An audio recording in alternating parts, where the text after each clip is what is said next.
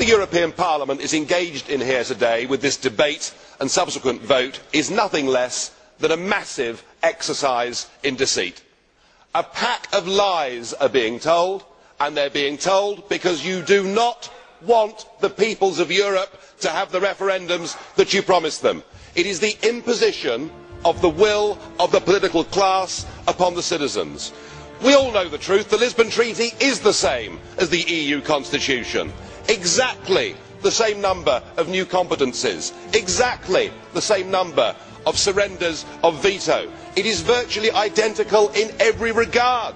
And it is constitutional because it gives this European Union a full legal personality, but worse still, it gives it the ability to amend itself in the future without having to refer to more intergovernmental conferences. It gives the EU the ability to legislate over literally every single aspect of our lives. I'm told, though, I shouldn't worry because the flag and the anthem have been dropped. Well, pull the other one. There's a great big flag at the front there. It's nonsense. It's all part of the lie.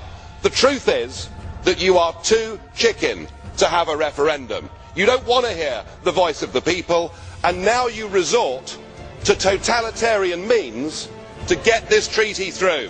We heard Danny Cohn-Bendit say that those that oppose this treaty are mentally ill.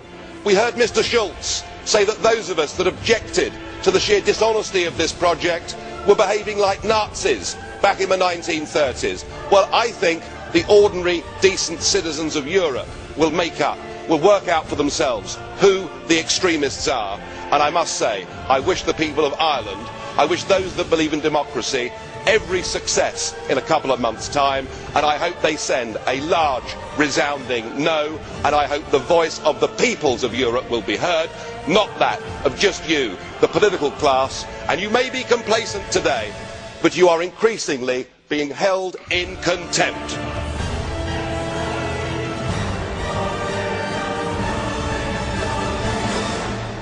Sarkozy's mini-treaty will now be around 3,000 pages instead of the 560 pages in the rejected constitution.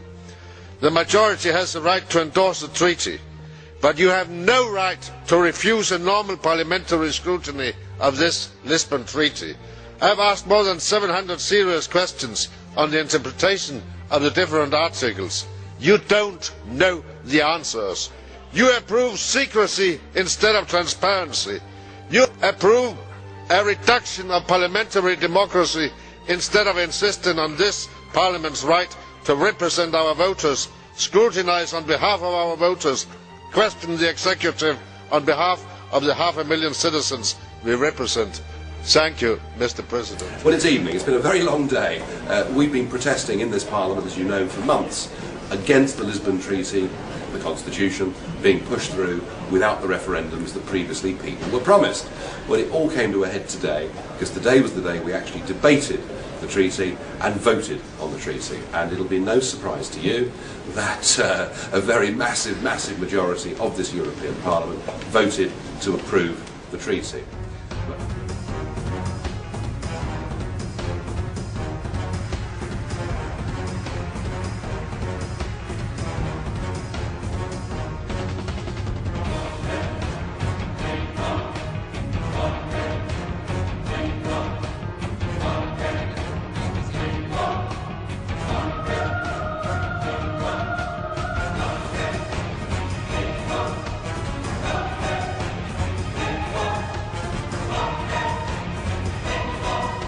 We'll vote. The vote is open.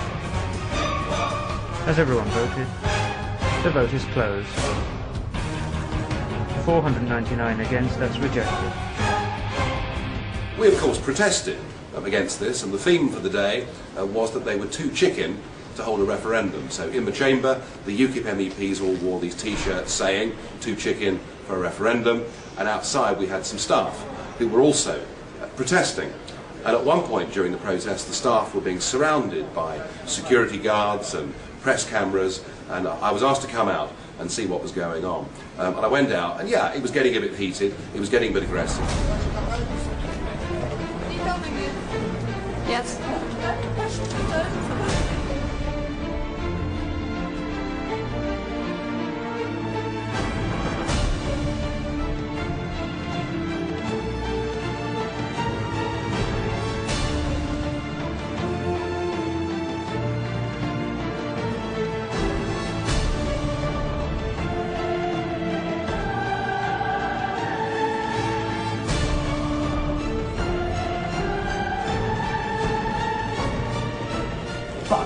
if I was to, say, be demonstrating in favour of the Constitution, I'd be in the bloody chamber.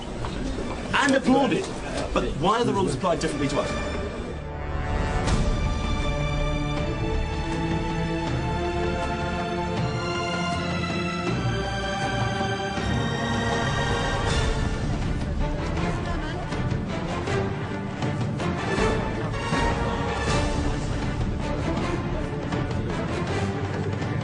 Can't wear a chicken costume anywhere in the EU anymore. No one's been arrested. Maybe it's in the treaty. No. Oh, we don't have it. No. Not yet. They will be. You haven't Agreeing you can protest. Everybody has to sign it without. You can protest on any issue you like in this Parliament, and that's fine. You can wear death masks and protest against nuclear energy. All of that's fine. But if you criticise the European Union and you want referendums in member states on this treaty, they will fine you, they will arrest you, they will do God knows what. And in the middle of all of this, one of the veteran correspondents who's been here for 20 years, a man by the name of Jim Gibbons, who does clips and outtakes for the ITN network across the country, interviewed me and asked me what was going on, and I said that the treaty was going through and that they were beginning to behave in a totalitarian manner, that we've been accused of being mentally ill, we've been accused of behaving like Nazis, and this from people who call us the extremists. Well, that was the interview, and you would have thought that was fine. As I turned my heels and walked away, the head of the European Parliament's audiovisual service turned to this veteran journalist and said, "I don't want you to use that clip. Parliament services, meaning the cameraman, are not here to record dissent." It was a deliberate attempt to censor what was put out from this place. Now, fortunately, a correspondent, a senior correspondent from the BBC was close at hand, and she said, well, if that's how they're going to behave, if they're going to regulate our input, the BBC will withdraw from the European Parliament. Well, since that time, there's been a climb down, and the audiovisual unit have apologised and said they simply overreacted in the heat of the do what you like. But if you criticise the European Union, and in particular, if you criticise them for breaking their promises not to put this constitutional treaty to a referendum, you get treated badly. These people are being carted off. We've got members in there who are going to be tomorrow fined and suspended from the chamber. There's no opposition allowed. So frankly, they're using totalitarian tactics.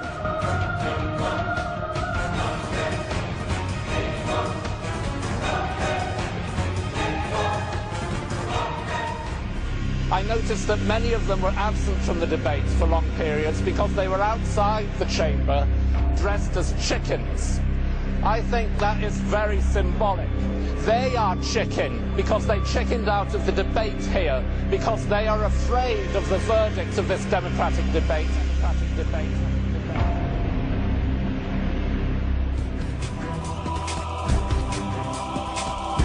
But I will tell you this, from what I've seen in this place over the course of the last few months, they are becoming totalitarian in their instincts. They cannot abide, they cannot bear opposition of any kind. It looks like we're going to be denied a referendum, I'm afraid, on this constitutional treaty, which means what we've got to do as a party is to get ourselves ready for the European elections in June next year, which may be the only opportunity we'll ever get to send a message.